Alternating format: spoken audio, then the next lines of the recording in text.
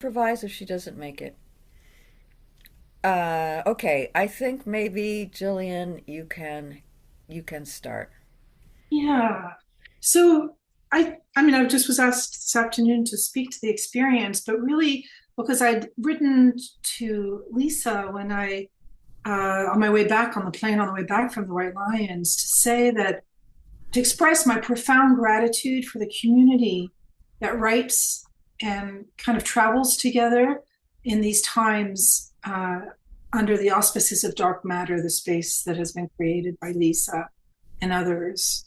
um, what I feel like what I left with, the lion species, the Linda Tucker's work in the heartlands of South Africa is to restore the white lions and lions to their star lion status, their spiritual status on this planet, on the Nilotic meridian, and sort of as one of the places where human beings came out of the earth two-legged out of these cradle of humanity caves, and we're in partnership with lions that are, according to the Bushmen and the Zulus and the Xhosa tribes of the region, were partners with humans in this emergence at the time. So there's a spiritual dimension to the white lions and kind of the fires of life around lion-hearted leadership, distorted by trophy hunting industry and cuddle to kill farms where these lions are raised. And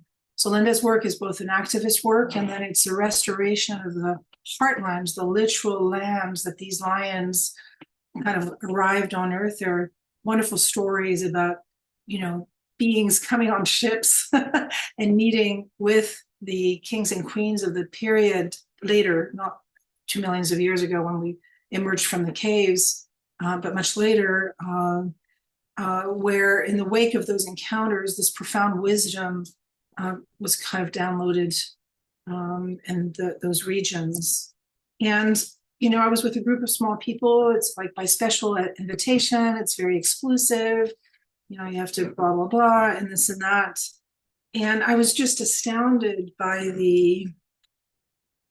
um, it's like the dynamics of the group around sort of the cult, the cult of Linda and the White Lion, something that she herself, it was very visible, struggles with a great deal. To be put on that pedestal and to be approached in that way, which is kind of not what she's teaching or wanting to put out to the world. So there's this sense of uh, like a human hierarchy, like an inability to kind of step out of the um, the cult of the white lions, the cult of this special species. So we were at Kruger for 3 days before we were at the Heartlands, and the same group, myself included, we got in train into taking pictures and this and that, and there was no understanding of no felt sense of the continuity of life across these divisions. So there were these places of privilege. They weren't very consciously articulated. It was taboo to articulate them. I got into trouble a little bit. And what happened is it made me so incredibly, and this is what I want to say, grateful for this community that we have in these times where we write humbly. I mean, Andrea, I'm looking at you, you're straight ahead of me, communicating with stones and tiny little plants and big rocks and ferns and the breadth of engagement with nature and I wrote in preparation for this is that we meet the world rather than intrude upon it. Right? We meet the world, we don't intrude on it as a community. We listen rather than we look. We're not looking. Oh, look, the lion's in the bush. We listen and we feel, right? So we feel rather than we analyze or try to put into structures. We respond rather than react or act upon out of preconceived ideas and know beings. And the last thing I just want to say is the circularity of our structure. This is a very truly egalitarian space where everybody is honored and received with the gifts that they bring to this conversation, a genuine conversation. that is always, as Andrea likes to say, and others too in our community, emergent, right? It's like we follow, we don't get locked into a narrative. We kind of get, you know, move with it. So I appreciate the dynamism. I appreciate each and every one of you. I'm so excited to engage with your writings today. And yeah, so blessings from the little nature spirits that were very abundant all the way to the apex lions. Yeah. Anyway, thank you. Thank you, Jillian. And I completely forgot to say, for anyone who doesn't know, Jillian is an editor of the journal, and worked on a lot of the material in this issue, especially on Confluence. Yeah. With pleasure. Great pleasure. Yeah. So this is going to be interesting because, like, the first, we're going to go in order. Caffin is not here, but what I would like to do, this is an experiment, is Caffin isn't here, but maybe some people would like to say a word about what Caffin's piece, The Shape of Love. I can just read one of my favorite quotes from The Shape of Love. Caffin writes as a queer sex worker and writes about having been hated, and how her aspiration is to embody love. And she says, it's a pattern that the universe offers and embodies at every scale. Love is the resonant field that arises when singularities meet each other with radical kindness, erotic generosity, and unconditional goodwill. Molecules embody this. They find one another by shape, charge, and field potential, and their alignment is precise, and their generosity is structural. I just loved this scientific foundation that she gave us for intimacy.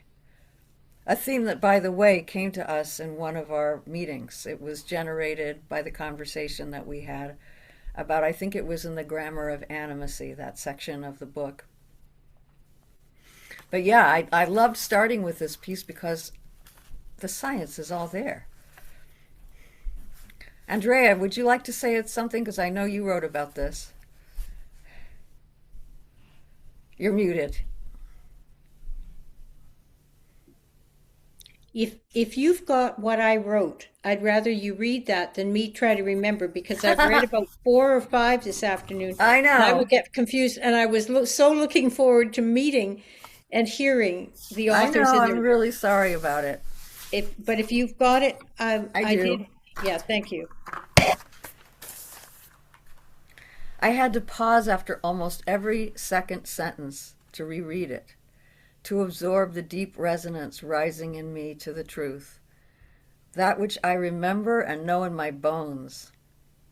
She's responding to the whole piece. I have nothing to add other than my deep appreciation for the articulation of such fundamental, foundational truth, embodied, expressed, lived. I think Caffin will love that. I want to meet this woman. Yes, I'm so sorry. Oh, the reason she's not with us, she's celebrating a holiday called does anyone know there's a seasonal holiday today? I'd never heard the word. It's something like the Femi-phenomenal. Anyway, no one else knows. It's a special thing. It's today on the 4th of January. Someone's going to look it up and tell me. But that's why she can't be here. She was very sorry about it. Any other comments on The Shape of Love? Otherwise, we will move on to Everything Belongs to the River. I'd just like to say I really appreciated the combination of an exploration of science and eros, and the way she held the tension of Yeah. those two things. So they both fed into each other, and the way that the quote that you used about how the molecules so precise and yet supporting each other. So it's difficult to write about eros without it becoming trite or there's so many other ways it could. Mushy, that's the word I used in our conversation. Uh-huh. So it was beautiful that you posted that as the first one because it was structurally so full of life and good science. Yeah. Yeah. And Andrea, I wanted to tell you that this is exactly why we placed it first, was to start the conversation, Yeah. move it immediately away from the trite and tried and sort of rehearsed ideas of intimacy. Yeah. Absolutely. Yeah. Brilliant. Yeah. Brilliant. Kudos to you guys. So, okay, let's Natasha Leora. I was so wanting her, so many of us wanted to say to her face how much we love this. And she can't be here, so who wants to say something about it? It's really helpful if you prime the pump with reading any little bit of it, just so we can hear her voice. Well, okay, this is a story about a river that flows backwards. And I posted on Facebook a dialogue that she has with a desk clerk. It's a hydrologist who's a scientist. And she's been assigned to come and investigate this river that flows backwards. And everyone who read it thought it was an essay until they got about midway through because they thought this was an actual hydrologist coming to investigate a river flowing backwards. And Andrea, I think you actually were left with that impression by the end because you called it an essay. No, I knew You she, did. yeah, Okay. I figured it out. All Yeah. right. Hi, Kristen. She's there. That's great. Hi, I was totally confused about time zones, but I'm That's here. okay. You're here. Um, so yeah, this conversation with the desk clerk, which I just posted on Facebook, um, she she says, don't the desk clerk says to her, don't keep your shades down at night. Keep your windows closed at night. And she says, why? And she says, that's when the river likes to sing. And what really blew me away was Natasha's, first of all, Natasha is a beginning writer, does not know how good this is. And she didn't know that she had to supply notes to go with it. And so I asked for her notes, and the very first thing she said was, this story came out as a response to a loss of a family member. I was dealing with deep grief, and that blew me away. Well, it turns out that that's what the river is all about. And what does it say to us about intimacy? That is a question. Both Kristen and I, when we read it, felt it was very much about intimacy. What, Kristen Flintz, remember why you felt so?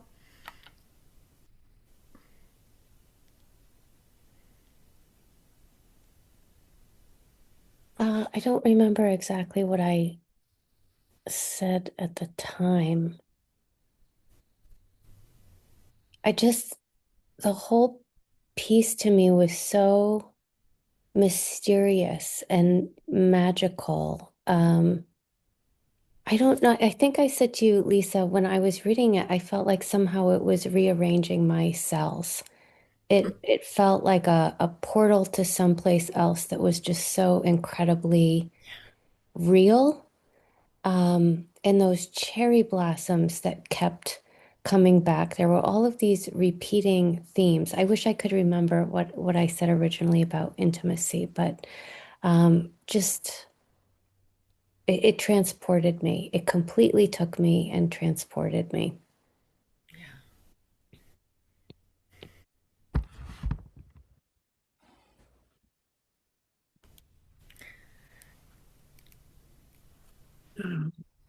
All right. It I may come feel, up again as we go on. Yep. can I, yeah, I really like what you said, Kristen, about sort of being transported by the writing into a different space, and it makes it difficult to actually articulate in words. Yeah. I think what this essay or this work did for me is that it put me in that place of kind of nonverbal knowing. It actually moved me inside myself. And I think that's intimacy. It's that really deep inner movement that we experience that is actually wordless, that doesn't have words, right? And then, of course, I struggle to put it into words. But words kind of take away from it.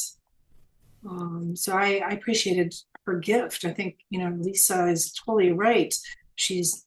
Natasha doesn't realize how talented she is to be able to transport us into that nonverbal space with words.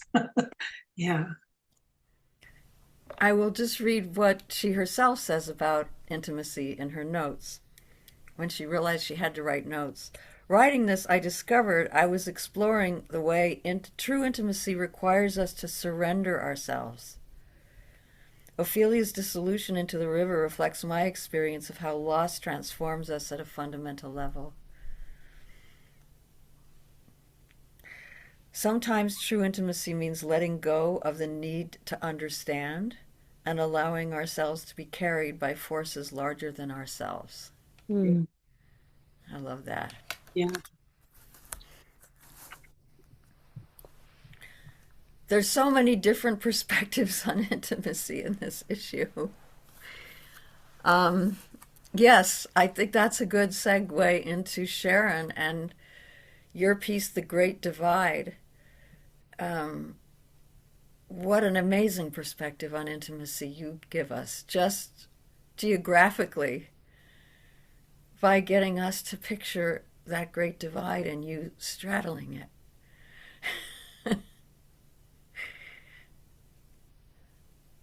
And we don't know if you're going to be speaking to us or if Kristen is going to be reading. What have you decided?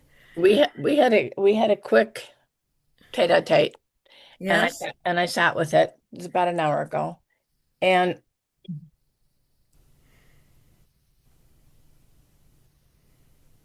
I feel like the language that is in the piece is important to like give a space to. It doesn't have to be 5 minutes or 4 minutes. It can be the opening. And then I could speak. That's fabulous. A little bit of Okay. both. Yeah, a Okay. little bit of both. And so, Kristen, just go ahead and read. You don't have to read as far as we had said so, but just do it by feel, and then I'll come in, okay? And thank you for doing it. And the reason she's doing it is because I can't see anymore to do such a thing. I could if I took over the screen and it was like 50 feet wide and I made That's okay. 80,000 font. Okay, all right. Thanks, Kristen, for doing it.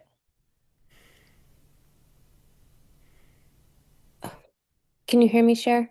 Yep. Okay, I'm going to do a brief pause at the end of each paragraph, so just jump in when you want me to stop. Okay. Okay. The Great Divide. The epigraph is, healing is a drill hole directed straight at one's tectonic plates. Present time.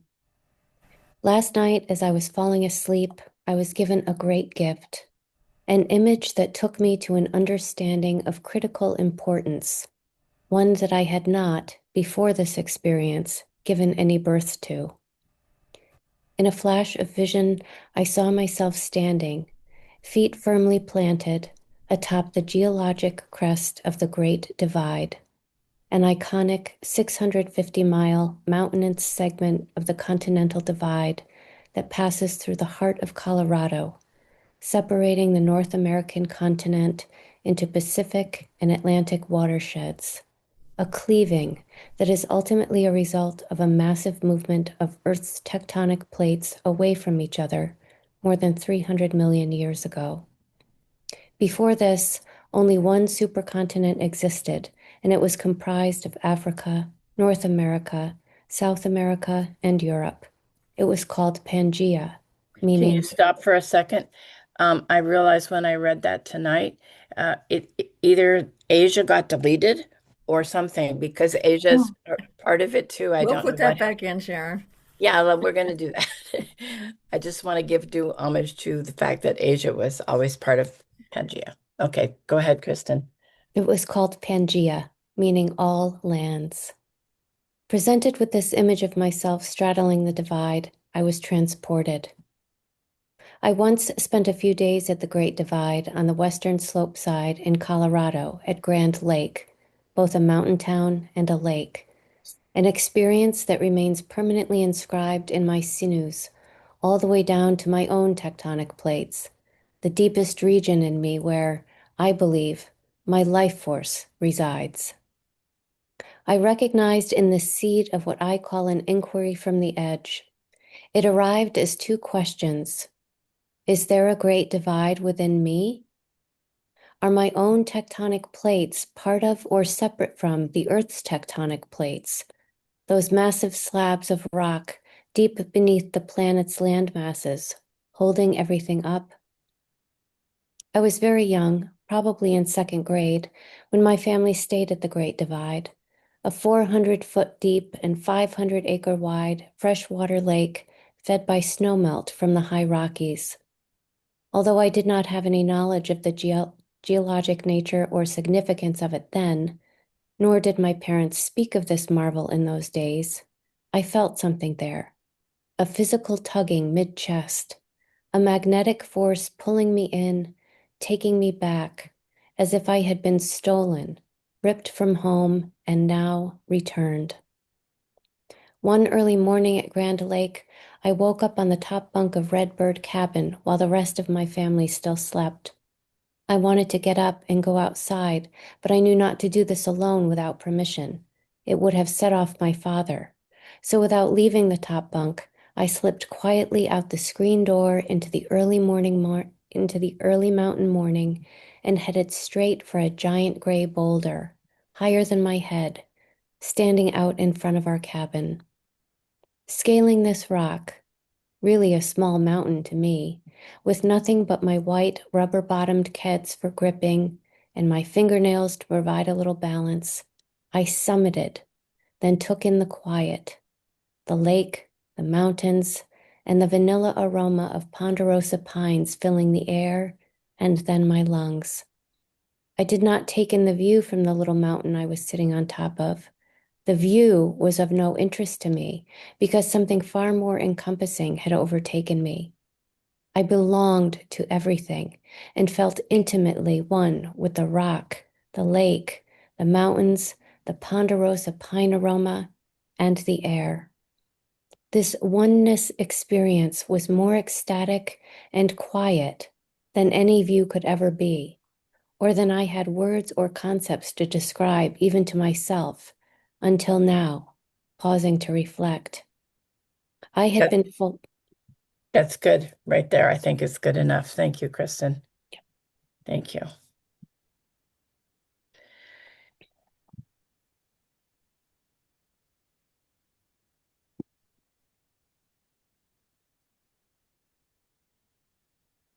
I think I'm just going to free associate some of the thoughts I have right now. And the first one is about the tectonic plates. It's in the epigraph. Um,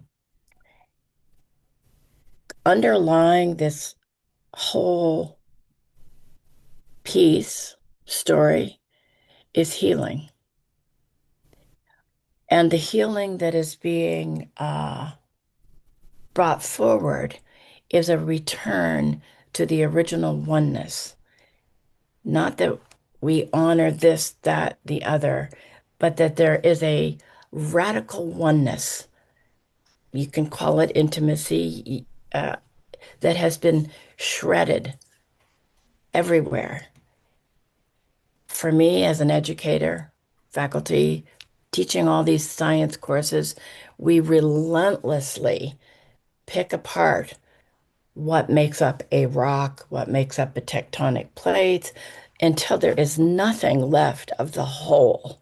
And it is so unsettling and so healing to actually know that my tectonic plates are one with the Earth's tectonic plates down that deep, that foundational. And that's what I understood when I wrote this piece. I didn't always know this. I was great at dividing up, molecules and, you know, organisms, and I was really good at it. I spent a career relentlessly dividing up what makes up the planet. So it's exciting to me that what I was given when I went to sleep, I was just about to go to sleep, and I saw myself atop the Great Divide. And that took me, and it took me to this place of like clear return to the great belonging that we all have, that is the earth, that is the mountains, that is us, that is the relationships. It's all of it. So that's what I feel like I want to honor and respect. It's not like I had a great idea. I was shown this. Thank you. The great belonging. I love that. Yeah, I think we all love that. It's with the capital G Oh yeah, and B. Yes, and a B, the great belonging. great belonging. By the way, we have a cat demonstrating intimacy in one of our squares. Cherie, is that how you say your name? I'm a little jealous. My cat doesn't do that, but it looks wonderful. Ah, I think that Neely Billy Carpuzzi Schwartz is she's feeling the vibrations of what is being said. Wow. ooh, And that's lovely because she doesn't come up all that often. Really? Laura Wow. can attest. Wow. She probably knows more about the great belonging than we do. Oh yeah, for sure. I'm wondering what happens in the universe of us if indeed we are made of these tectonic plates, Sharon, when things are not as much in alignment and the tectonic plates come against each other, then what is it in within our intimacy that might be able to call them down again into their alignment? that's pretty interesting. What I understand, I'm not speaking as a scientist exactly here, but what happened 300 million years ago was that these tectonic plates pulled away from each other. They were one. And whatever has happened since then, some people say there is a great return. And if we look at the world as it is now with the amount of fracturing and separating, it's hard to believe that there is a great return. But if we care, in my opinion, my feeling, if we know it's in us, if we have been returned, if I am returned to the tectonic plates, the great belonging, that I am no longer from torn and shredded from it, I wonder if that can give us some perspective on hope. I don't know. Go ahead. Yeah. So that's where I go with it. I mean, it's not Pollyanna. There's so much devastation and destruction that I wouldn't want to make it a Pollyanna. But what if the earth knows more than we know in terms of the original oneness? That's as best as I can do on I that. see But a it's a lot of great people question. smiling. I see a lot of people smiling around that, That's a Sharon. great question. Actually, beautiful, beautiful. Yes. Oh, I think this is a beautiful lead into our next reader, who is Kim, who's going to be reading on behalf of three writers oh, and Vleichen. which is also a host of many people. So I guess that's appropriate, right? So I mean, this piece, if I can just say, is sort of modeled on lichen as a symbiont. So a lichen is like a combination, a symbiotic relationship of a fungus, which provides the structure for the organism, and then a photobiont, so like a cyanobacteria, something that takes sunlight and translates it into energy so that the organism can live underground, for example, or with a lot of darkness. And other organisms as well play in as well. They think there are bacteria and so on that have a role to play. Um, and so I was really interested in lichen, although I have no scientific background at all. And so Renee reached out to me and she was like, we should do, she saw that me and Sophie and myself we were all working on similar things in our poetry. And she said, let's have a conversation. And initially this was meant to be for a journal in Canada that works on new material ecopoetics. And I said, there's this amazing journal in America called Dark Matter, and we should apply to that as well. It's And actually in Canada too. I hate to tell in Canada too. Yes, absolutely. And I was thinking, why don't we do something for both? Because there might be a little more open, leeway with Dark Matter to do something visual as well. And so we just started with a Google Doc, and I created an entry and said, let's work on this. And I think, Lisa, when we sent it to you, it was like 100,000 words long. And someone on the editorial board said, do they realize there's a word limit? So we did cut it down a lot. But I thought what I could do is just read my first entry, which was the beginning of the piece, which gives a sense of, and it includes some of the writings by Renee and Sophie, so it includes their voices as well. And they would have loved to have been here, but they're both dealing with some family things and health things as well, so it was hard for them. So our piece was called Confluence, and this was from my first entry, which was April 4th, 2025. And so I wrote, today I walked from my college down to the Stolo, the Fraser River, mustard green in early spring light. In satellite images, you can see its sediment as a thick bloom that river spits into colder blue ocean waters. I was thinking about how to begin our conversation. Maybe it could take the form of observations recorded in a field notebook to create something of the ephemerality and process that Renee first saw in the confluence of our books of poetry. Stitch details into the edges of the conversation. Marginal notes, sketches, photographs. Ask questions, make imbrications. As you write, Renee, in your book, let us imbricate ourselves like stories. Seek for Linnaeus, across pollination, new species, genus.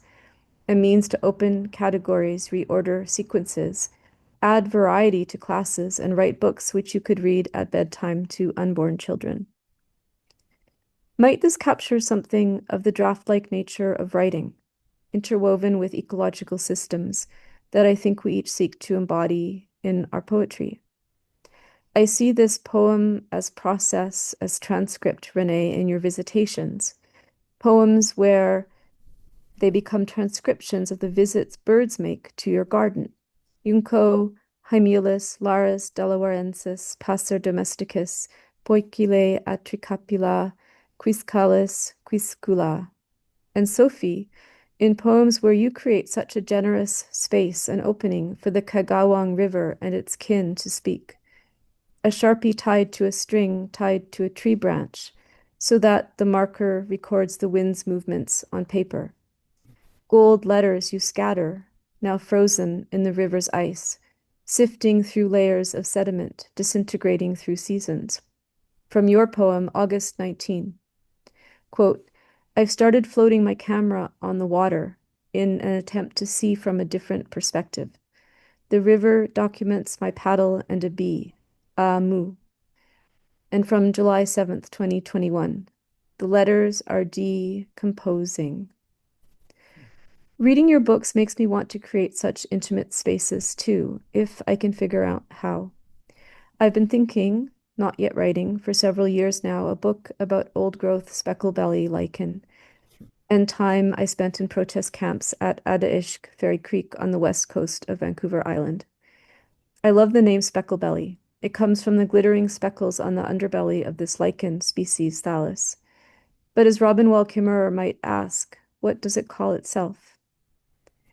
The lichenologist Trevor Goward thinks the communities of old-growth speckled-belly lichen that Natasha Levtotsky found at Fairy Creek may have existed there since the last ice age. That is, until the old-growth trees they thrived on were cut down. Lichen are so beautiful and complex. Symbiont, tree, liquor, portal, transcript, archive. I'm wanting somehow to work with citizen scientist data of the lichen, but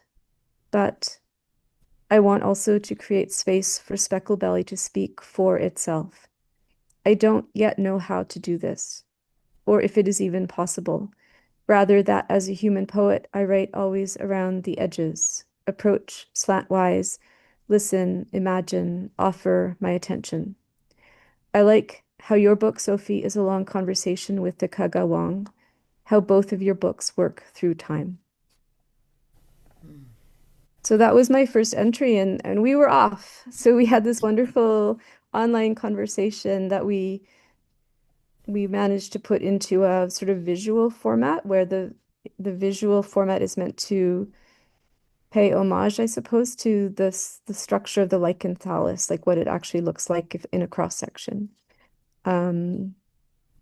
Just a tiny bit. It's hard to do. So that's sort of what our project was. And I wish Sophie and Renee could be here because they could say a little bit as I well. know. Their interactions with me, because it was really like this lovely conversation of back and forth, back and forth. It's a complete conversation, that piece. Yeah, and if you look at it, there are these little green the circles that are meant to represent the photobionts, like the algae that are transforming the sunlight into energy. And we would put little comments in the bubbles. And then those would lead you to the side of the piece, and then it would expand. So it was like ways for us to each comment on each other's entries. So it can be confusing, I admit fully. But Lisa and we had some assistance from you all helping us to And make it a especially little more, Jillian. and Jillian, absolutely, to make it more readable. So yeah, absolutely. So that was wonderful, Jillian, your assistance visually speaking. But I think everyone listening to you could feel that what you're trying to do here is something different and really important. The effort, first of all, the specificity. Remember Melissa in our conversation, Melissa Kwasny kept saying that she really respected people who were devoted to something really specific. Mm. And can you get any more specific than speckleberry lichen? I mean, and you're really devoted to it. Yeah, it's kind of crazy. I've made quite a few trips now to Vancouver Island looking for it and just hanging out in the forest. Yeah. Yeah. But But there's the something wonderful about that, right? Like just not just it's just not lichen or moss. It's like this very particular variant of lichen and how it expresses itself in the world, just as we would each, recognize an individual in the world as having their own unique perspective and yet have connections to all other beings too. yeah. Yeah. So Sharon, and you have to unmute. Yeah. I have a question, and if it's not appropriate, then you just say not appropriate. But some years ago, I don't know, 4 years ago or something, I was like obsessed with the decimation of the old growth forest, particularly in Fairy Creek. Yeah. And so I worked really hard. Kristen and I actually worked really hard, made connections, actually did some help to like help people that were protesting to um, hold the line, so to speak. Yeah. And I was just wondering if at that time you were doing this work. It seems like you might have been. You might have been there. So the height of the Fairy Creek protests were in the summer of 21, I think. Yeah, something like And that. yeah, and I started going there sort of in the early fall, like September of 21, and I was going there all through the fall. So they started to see a really sharp decline in the number of people showing up, but they really needed people there. So, and I don't like crowds, so it was kind of a good combination for us. Um, and I've actually been recently, like there's now a blockade in the Walbran, and I've been there about 3 times this fall so far. And we've been trying to hold off more Do you see logging. any relationship between the lichen and the intense descent into their structure and what's happening at Fairy Creek? Have you done anything? Has it occurred to you? Well, I think lichen has often been considered to be a model for social interactions, and with many caveats, right? And so the lichenologist and the biologist might be aghast as well. So I'm not going to be, it's not like a one-to-one relationship at all. But nonetheless, there are some really cool connections there. And like with any social activist community, there are real problems always with how humans interact with each other, and there Right, has been right. racism and there have been problems, but people are working really hard always to overcome those problems. And so I do see lichen as a kind of model in a sense. And I It's love how beautiful. yeah, and I Actually, it love actually adds a dimension to yeah. the human uh, angst and yeah. Yeah. And I mean, lichen actually acts as a kind of like a canary in a way, right? Like it dies if there's too many sort of pollutants in the air. It absorbs things very quickly, but it also can transmute them. And it acts like a transcript, so it becomes an archive of It's what's so beautiful. It's yeah. so I like putting them together, and I didn't know if they went together, but wow. Yeah, Thank yeah, you. yeah, yeah, they Thank you do. for your work. Thank you. Yeah, and if you haven't seen, it's got to be experienced, this piece, because it's not like anything I've ever read. And it's not just about reading, it's about seeing it and feeling it. And Mm, it's difficult Traveling too. through it, Hmm? journeying through it. Yeah, yeah, yeah. It's a journey going through it. mm, And it's full of dark matter. I mean, it's full of this, what you're saying, destruction and how you deal with that, yeah, the devastation that you have to face when you do this exploration. yeah. Thanks. Well, Sue Cerulean, just a half hour ago, said she couldn't possibly be with us, and it's a family thing. And so I did have one little line of hers that I thought I would read, but Sue's also, Melissa said she admired Sue for concentrating on this one heron that she knows so well.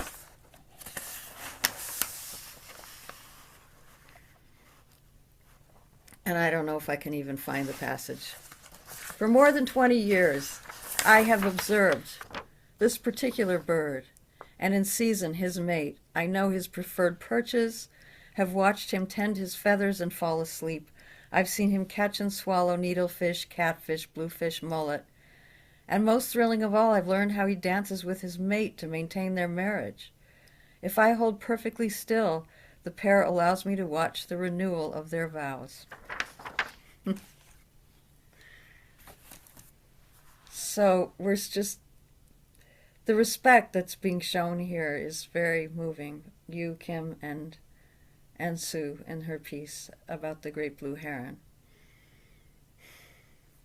And it's rewarded with this intimacy, really.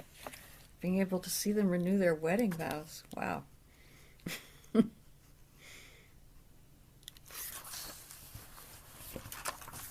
And Melissa, I'm having to do all of this because of these gaps.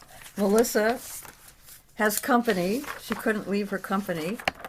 And so I'll read a couple of lines from What the Snowfall Knows, because it's been very snowy here in Montreal.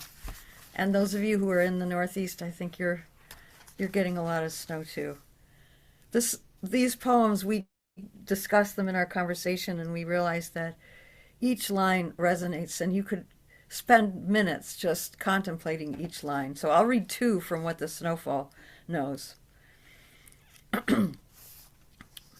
How morphine must feel, the opposite of glitter.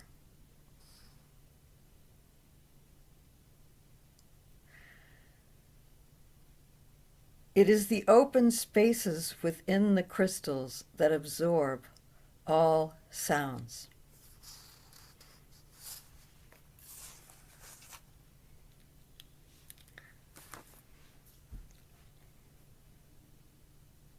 Like I said, I had to put myself in my deepest Buddhist place to read these lines.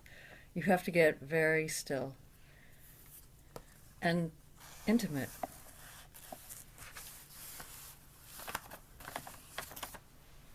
Laura, you're next. Okay. Well, I'm so moved by the beauty of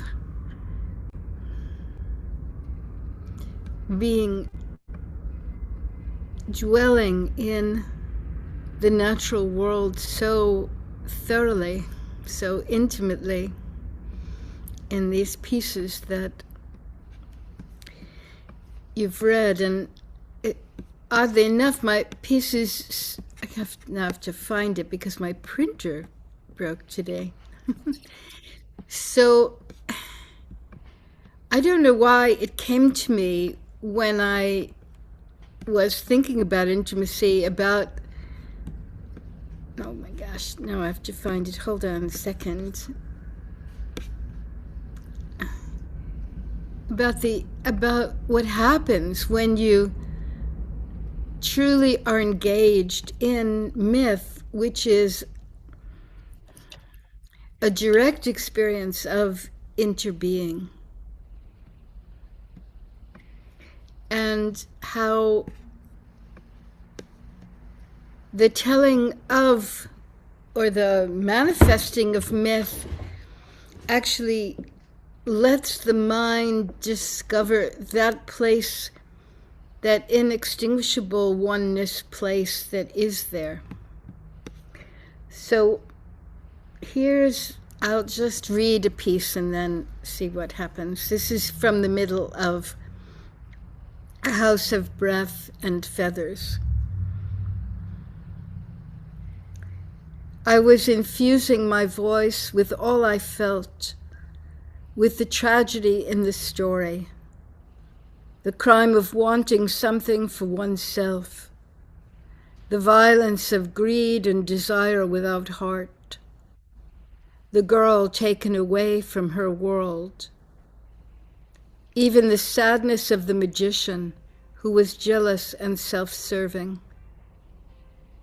Through this story image, I let the cloud of the murder in the schoolyard and the fear that saturated the school into my voice. A myth is not only a genre about the world, but is the world. As Gaston Bachelard reminds us, the world dreams, and we give it voice. It is a larger than human only perspective. The magician, the girl, all those spirit beings present were not human, and yet we realize our possibility as we become that part of ourselves. The telling of a myth provokes a profound participation. The sea and the sand, the whirlwind and the dust and the sky are present in the image we create.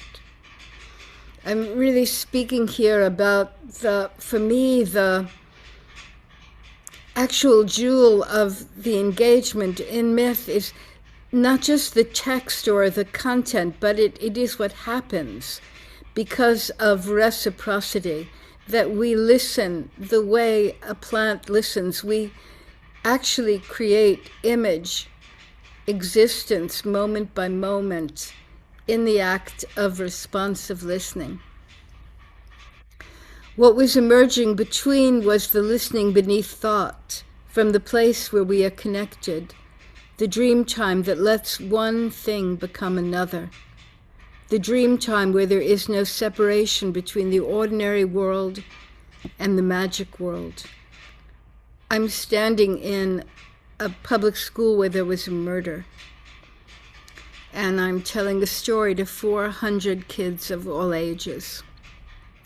Before the magician could disappear with the girl, now we're in the end of the story, everyone, including all the spirits, the people, the trees, the birds, and the animals, pursued the magician. He had to let her go.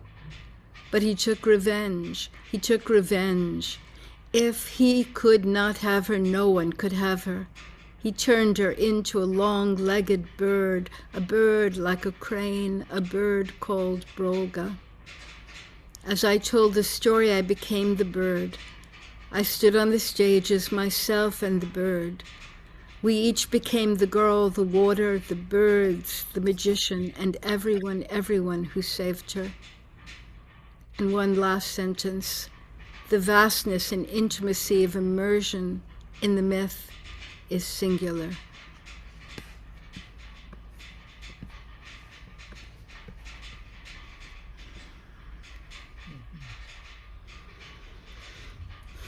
Yeah, I was saying in our conversation how it was a revelation to me, everything you said about myth in this article. Uh, because we're told that myth and reality are opposing things. Yes, I think that's the great whitewash of colonialism, is to render these stories whose function is to constantly renew our interconnection with everything. To make them be about something, or, this is how people with no science or intelligence see the world and try to explain something, rather than it being a manifestation of the complexity of it all. Yeah. So I so appreciated being part of this conversation. And it reminds me, you kept talking about, intimacy and mythology aren't two things that we would necessarily think go together. But it does remind me of the notes to Natasha's piece where she says that intimacy is surrendering, and surrendering to things we can't understand, and letting the river carry us, which felt like very close to what you were talking about at the end. Mythic listening is letting yourself to be carried by things that don't immediately make sense. Myths were not spoken narratively, they were actually incanted. And the sound of the myth was also the experience, the efficacy, the offering, the connection itself. So once listening to Maudie, myth, it would begin tipo, the nothing, the murmuring, the slight sound, the first sound, the coming of light. It's more that just, it's completely visceral. Yeah. If I could just jump in here, it feels to me as though those of you that have been sharing your writings so far are revealing is that intimacy is the very heart, the pulse of dark matter women witnessing altogether. And that this issue is defining what has been gathered over these years with dark matter, and really presenting it as a wholesome pulse into the world. This particular issue, it's stunning. The variation, the colors of intimacy are coming right out of the intention for dark matter, but it's taken form. And I can't think of a better time for this pulsation to be released into the world. And there's a gravitas behind it, a momentum.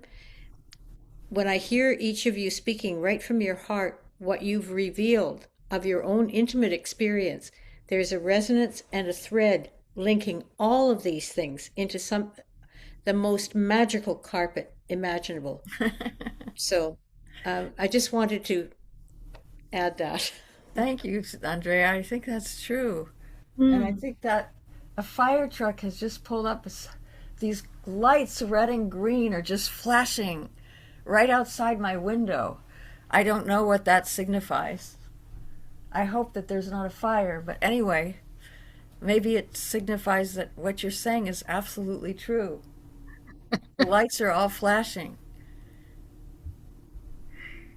All right, we're going to move on unless, Cherie, you want to say something? Yeah. Just one small comment. being carried on the mythic magic Mm. that Laura has woven for us.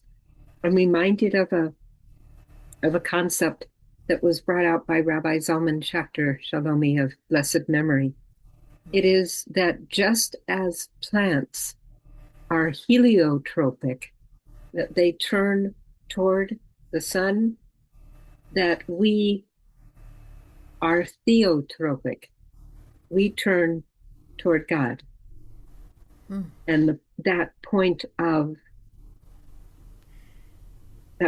connection is intimacy. What's the word? Heliotrope. No, Theotropic. Theotropic. I think you may have coined that. Interesting. Huh. And that's I was reminded of that. Thank you. Thank you. The sun is a Kristen. great God, without which we wouldn't be alive. I know. I have a feeling we could be talking now, but we have 4 or 5 readers left, so I want to make sure everyone gets their at least 4 minutes. Kristen, are you raising your hand because you're next or because you have something to say? I wanted to reply that plants in some instances are also scototropic. They turn to dark. And that is how a grapevine, gets all the way to the top of the last forest tree. It didn't grow up after it followed the darkness to where the tree trunk was. And that is that I hear us also following and honoring the darkness, finding it as rich as the light. Yes, this is a fact that as editor of this journal, I really needed to know. I've needed to know it for a long time. Thank you.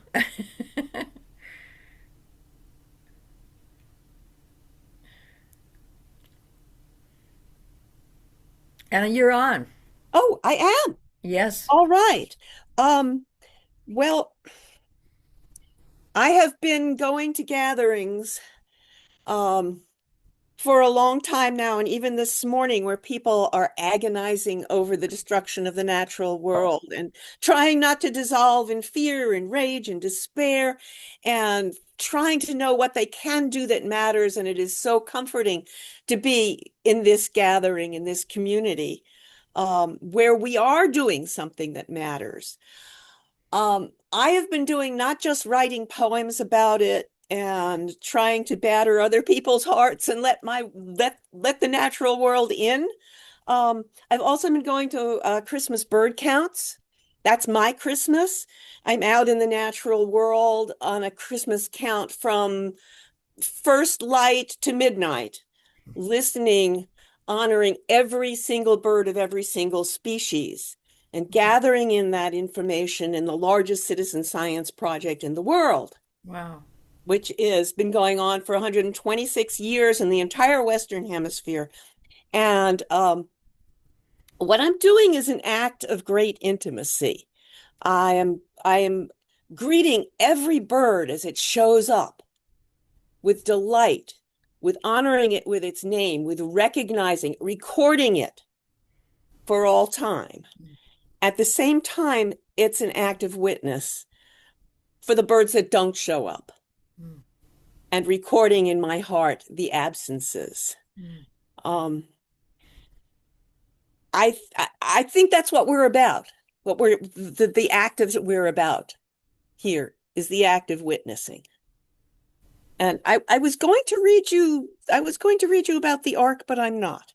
I'm going back to how to, because that's my poem of witnessing how each species speaks and I hear it. And I reply with my whole being. How to. Whales know how. Like this. You swim alone in cold enormity, crying, "Who is it? Where? Come closer." Changing the melody, filling the one salt womb across 4,000 miles. Elephants also. Go on, rumble your desire. Seismic waves roll under vast savannas. Far off feet vibrate in solidarity. Land becomes your instrument, the lithosphere, your drum. Try giraffes, who hardly even have a voice by day. Separate, you hum to one another through the night. String an invisible power line, a subliminal violin, making dreamers shiver.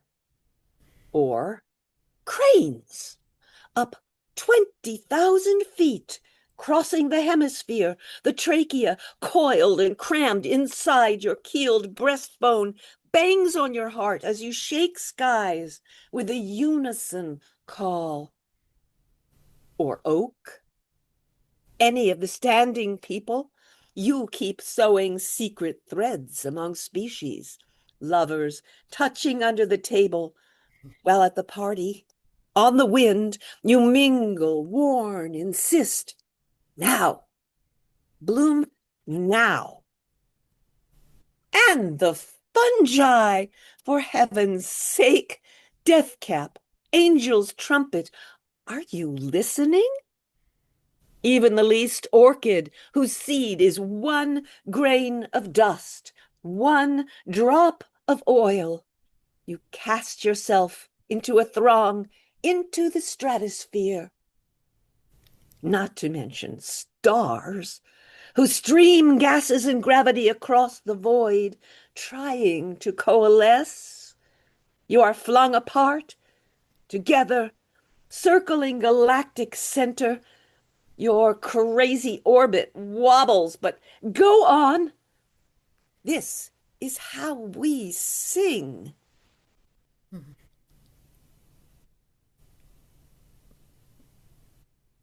So wonderful.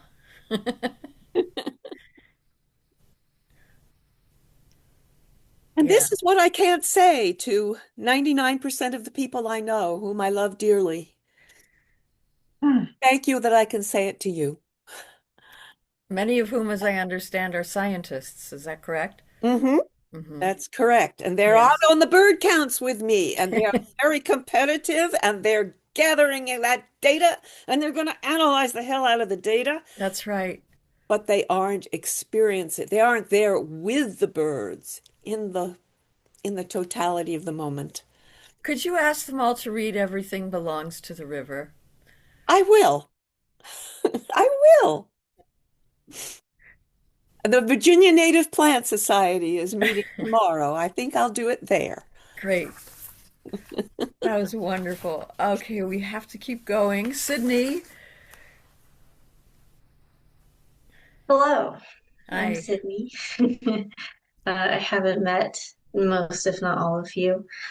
Um, I am a writer and an artist and a doctoral student, and I currently study how to research or methodologies for researching with plants rather than about them, which can be applicable to a lot more than plants, but plants are my subject and teach, or they teach me, I don't know. But I ended up doing what I'm doing now after time as an activist, working for a nonprofit in Austin, Texas. And I was really excited when I got that job because I was finally like a real activist, whatever that means. But I was finally going to make change and do really good things. And it ended up being a very disappointing experience. My time in activism, not to speak for all activists, but the way that I was asked to make change felt very inhuman, and like everything was a sales pitch, and nothing was being relayed or told about why I was there in the first place and what I cared about. And so I left that and I went back to school, and I was trying to figure out what does it actually mean for me to be an activist. And I think in general more, what does it actually mean for me to be a human that cares so much that they want to do something about the problems that they see. And what plants ended up teaching me and what I ended up doing was healing myself very publicly and very openly. Because when I looked at all of the problems that I wanted to fix, they felt really big and political and bureaucratic and very far away from my reach. But I'm right here, and this I can deal with, and I can heal myself, and I can be willing to be vulnerable enough to share with people what it's like to be a student and a human and academic who is learning how to listen and respond to what the planet is asking of me.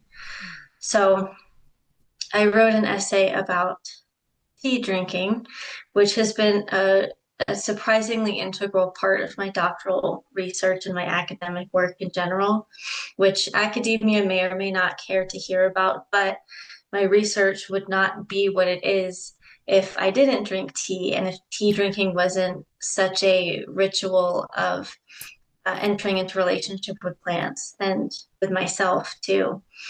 So I'll read a little section of it. They're kind of independent essays that coalesce together. I've left a little paper trail for myself in my journals over the years of doing research, and so these are writings that I pulled from those. Sometimes I forget that all of this started with a chronic disease diagnosis. When I was 19, I had Raynaud's phenomenon, generally low blood pressure, and occasional IBS symptoms. And I recall talking to a new friend while studying abroad in Argentina and sharing with her why I struggled with circulation and cold temperatures. And she told me this was a physical manifestation of an emotional issue. I wasn't letting enough love in, and it was restricting my circulation and the flow of things that want to get through. I laughed this off because this wasn't the way that I was taught disease worked. When I was 23, I was diagnosed with postural orthostatic tachycardia syndrome, POTS. And 5 years in, that acronym means little to a body who is communing with something unnameable, dynamic, alive, and arguably herself. The year before diagnosis, my health and well-being took a steep nosedive. It happened very quickly. I thought I was taking good care of myself, but suddenly I didn't know how to. My body felt like it wasn't mine anymore, like it was being controlled by someone else, and I couldn't learn the choreography. Western medicine helped me get on my feet again and still helped me with the occasional really bad day. But so much of conventional Western medicine stops at good enough. I had to take frequent naps throughout the day. I felt more emotional and sensitive. My digestion was untamable. I struggled with exercise and achy joints. I felt like I was fighting my body sometimes, and I felt like my baseline for good enough could be so much higher. I found plants and a doctor who would accept my herbal experiments as treatment alongside everything else. And today I would consider myself in remission, my good enough feeling comfortable and pleasant the vast majority of the time. The funny thing about it is the consequence of my learning how to heal myself, of taking matters into my own hands, was learning to love taking care of myself and prioritizing love as a gentle means of healing. Sometimes loving myself means closing the computer and closing my eyes. Sometimes loving myself means laughing at the brain fog that I can't shake off. Sometimes loving myself means turning drinking a cup of tea into an absurdly significant ritual. And sometimes loving myself means drinking a cup of tea and thinking nothing of it.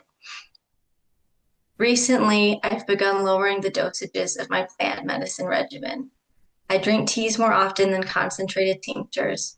I felt more drawn to flower essences. I only take a few drops of a tincture at a time instead of droppers full.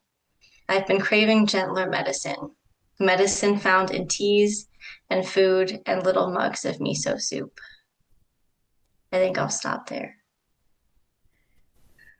That's so, Sydney, God, I think people would really love to talk. I'm just worried about the time. Maybe we could take a minute. There's 3 people here who taught at Goddard College when it existed. And I think we all felt as we read this that you could have been one of our students because you do one of our ideal students. Because you do exactly, your relationship to your subject matter is exactly what we tried to foster in our students. I'm happy to hear that it's happening in some places Yes. because I didn't find this until I was a my second master's degree. It took a lot of degrees to get to where I I am bet. because I just kept feeling like there was something that I hadn't figured out yet. So I just kept going back to school. But I would have really loved this stuff as an undergraduate student. It just never came up. Oh, anyone want to make a comment before we go on? Or should we just keep going? If Yeah, if I could I just, don't, go ahead, Kristen. no, you go, Jillian. I love this piece so much. It brought me to tears multiple times. I mean, I felt like it was such an unexpected and profound teaching about intimacy and humility and listening in what feels like all directions and the embodied nature of it, your relationship to your body, your relationship to the plants.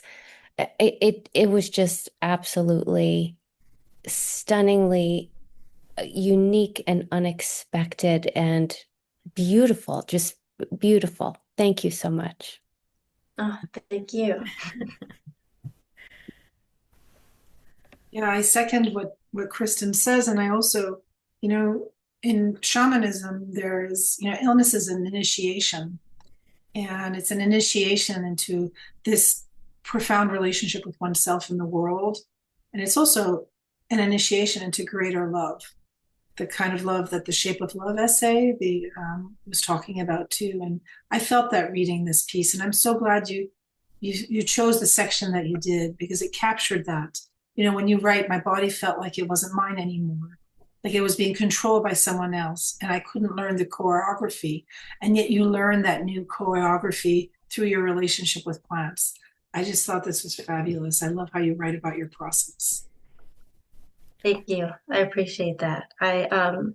Chronic illness isn't fun by any means, but it's one of the better things, if not one of the best things that's ever happened to me because I my body is so sensitive now in a good way, and I'm so much more sensitive to my body in a good way, which means that I'm also so much more sensitive to the world around me because we have all of these openings in our edges, like our senses that allow us to be affected and touched by the world. And plant medicine really forces us to consider all of that in the healing journey. They force us to be in a relationship, or they ask us to. No one forces us to do anything, um, but yeah, I'm really good at listening to my body now and all of the languages that my body speaks that I might not speak.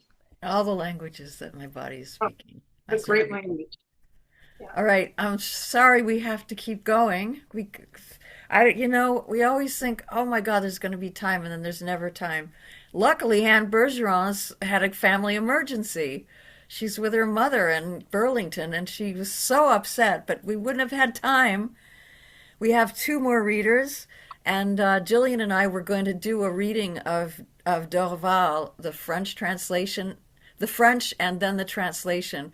And what we'll do, maybe we'll do it if anyone wants to stay after 8:30. We'll do that. How's that?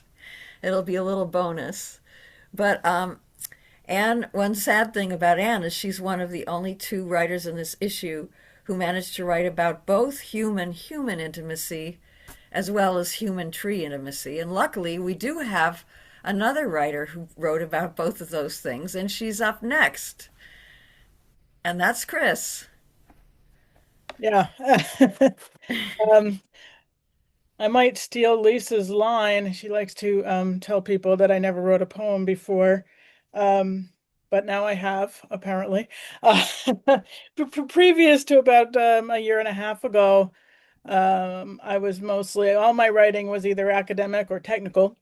And then, when Goddard closed, I was looking for an outlet. And I talked to Lisa at one point about writing a memoir, and she invited me to La Cafe. And that was kind of a transformative experience the first time. It didn't quite click right away. I still thought I was going to write a memoir, but then it turned out that I was a terrible storyteller, and I didn't feel like I had much to say. And along the way, I found out that poetry allowed me to take those little teeny bits that I might have had to say and turn them into something that I could share. So that's what I've done. So I've got 3 poems in this piece. The first one was the one that I actually wrote for this issue, and then the other 2 were ones that Lisa tugged out of our time at La Cafe, and she said, "You got to put these into." So that's what I've done, and I will share them now if that's good. So the first one is called "The Distance Between Breath and Bark." I live in the woods, but most days never touch their bark. Work hums in my ears long after the laptop closes. My body, once easy in its stride, negotiates each climb and bend now, as if the forest were a country whose border I keep promising to cross soon. In the mornings, mist leans against the cabin walls, waiting. I watch it loosen from the treetops while the coffee brews. The scent of sun-warmed pine slips through the open door. Somewhere under the canopy, a branch cracks, slow and deliberate. I used to know the cool of damp moss, the warmth of river stones in late July. I used to know the river's voice. Intimacy is not gone, only thinner. It arrives in fragments. The quicksilver flash of a hummingbird's throat at the feeder, the scamper and scratch of squirrels in the trees, the soft crumble of pine needles underfoot, the white-tailed doe stepping through ferns, her fawn close behind, still carrying its constellation of white.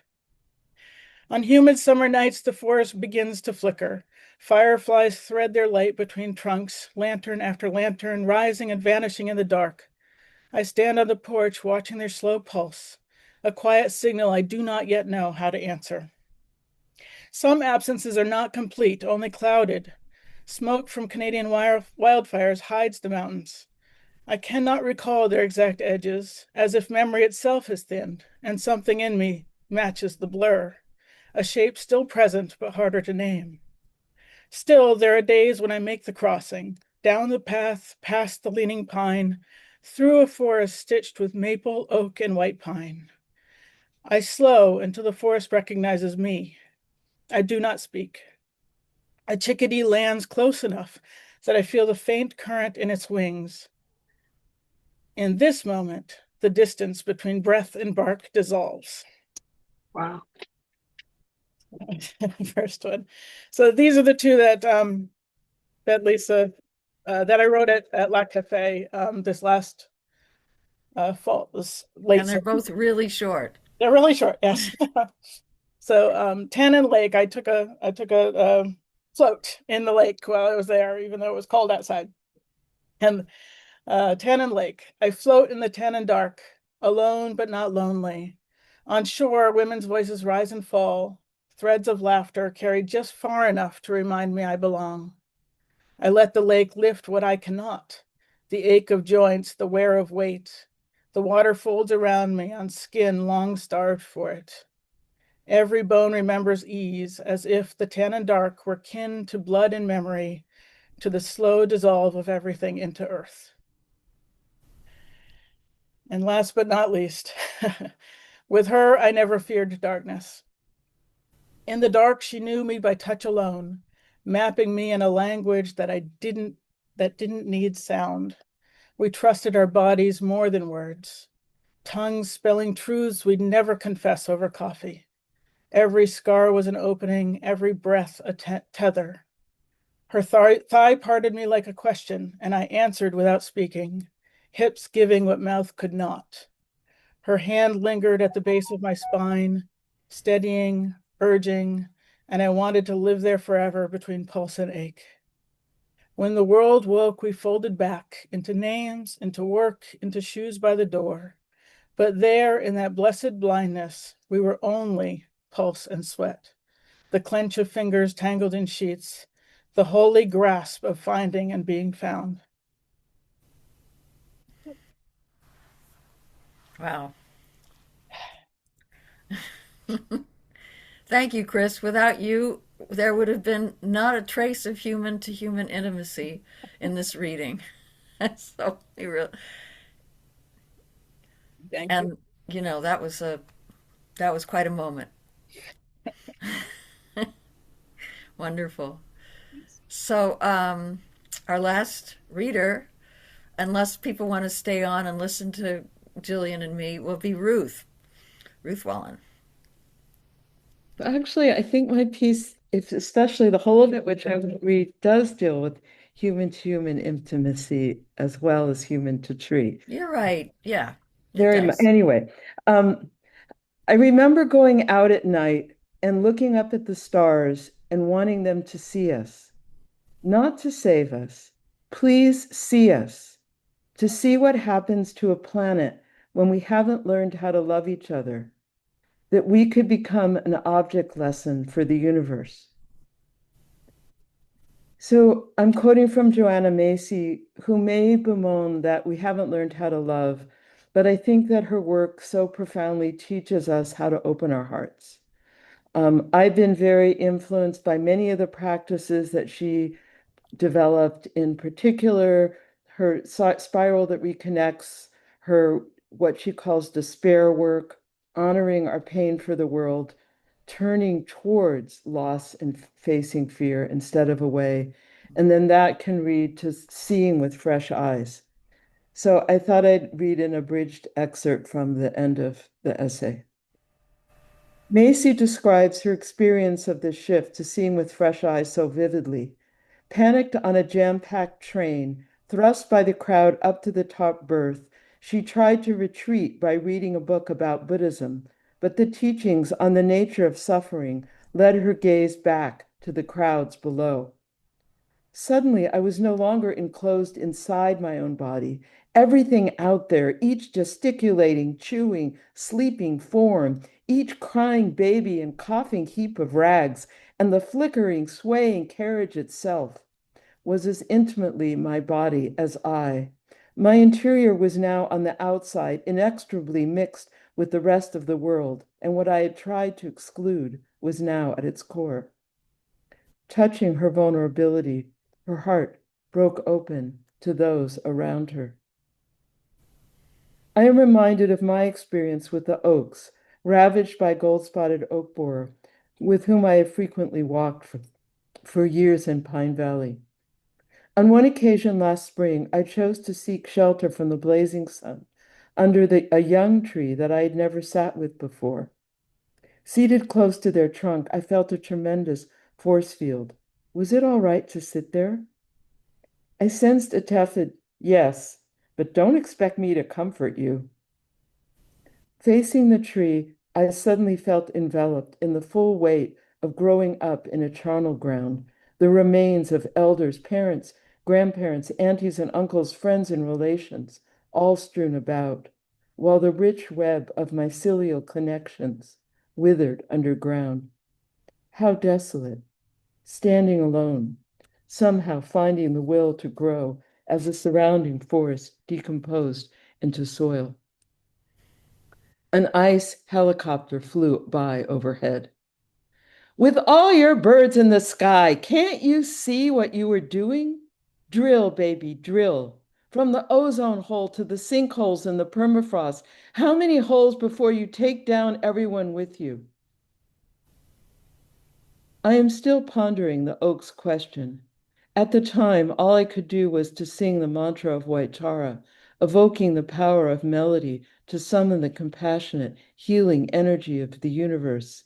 As sound reverberated, my heart mixed with the hearts of all beings. The tree and I were no longer alone. Song touched all those around us, permeating the fallen logs, just as their presence soaked into our beings.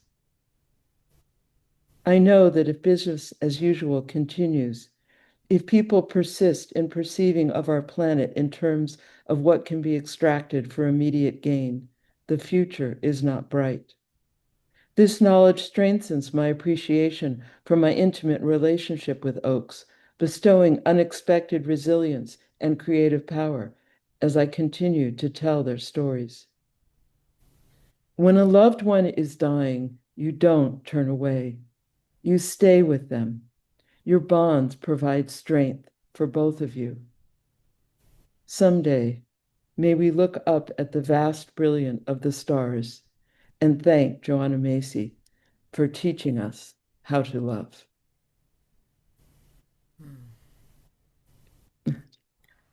Thank you. Well, we have gone over by a bit, but I mean, would anyone like to respond to either Chris or Ruth?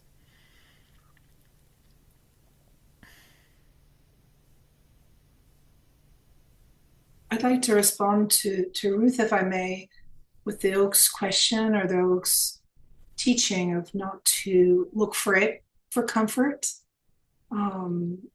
This is something that happened at the White Lions too, where we were asked not to lean on the lions, but be with them in that same kind of communion. And I love the framing, Ruth, that you make of that, that when someone is hurting, we accompany them. We don't draw on them. And so many humans look to nature for nourishment, for something, pleasure, or some kind of comfort. And we're in times where we need to accompany. I just loved the articulation of that. Thank you so much. That's love. Yeah. Thank you.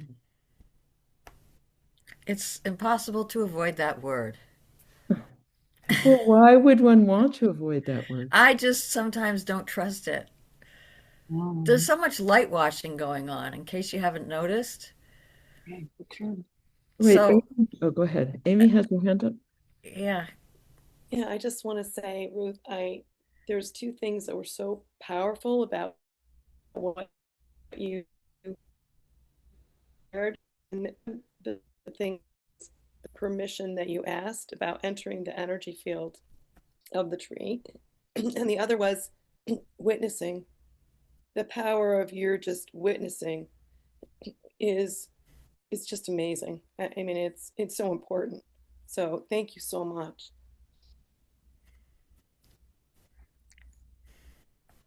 I just love to come back to you, Chris, and I loved the description of the sex. It was juicy, just wonderful. And I'm so glad that something so physically erotic was in with this issue as well. Thank you. And beautifully read. And between women. I like that part. It was just There great. was a very hot section between a man and a woman as well in another poem, but Very in good. Anne's poem. It wasn't that hot. Oh, you're right. It wasn't this hot. Okay. So, Marianne Dorval's poem. Dans quel repli caches-tu? Où est le point de contact où nos eaux et nos feux se mêlent indistinctement et pourtant bien présents chacun en soi? C'est intime, je le sens entre ma peau et ton écorce. Une reconnaissance tacite à l'odeur, à la vibration. Parfois, je me demande, depuis toutes ces années, est-ce que tu me reconnais de loin, par tes racines ou par les miennes? Est-ce que d'autres que moi tissent ce lien unique, fait de mon histoire, mes pleurs contre toi, ma joie dans la ronde que je tresse autour de toi? La personne qui connaît tout de moi, ou presque. Tout est ce lieu et cet être en même temps, qui me ramène à moi et au monde dans un seul mouvement. And Jillian and I collaborated on this translation. We went back and forth. And it was very pleasurable to do that, wasn't it? In what fold are you hiding? What is the place of contact where our waters and our fires mingle, indistinctly, yet each distinctly present? This intimacy, I sense it between my skin and your bark, a tacit recognition, through smell, through vibration. At times I ask myself, after all these years, do you know me from afar, through your roots or through mine? Have others beside me woven this unique bond, made of my history, my sobs against you, my joy in the circles I braid around you? The one who knows everything about me, or almost, you are both the place and the being who returns me at once to myself and to the world. This is Marianne Dorval. Hello, Marianne. Sorry you couldn't be here. So, thank you so much, everyone. This was an experiment, but it was fabulous, I think.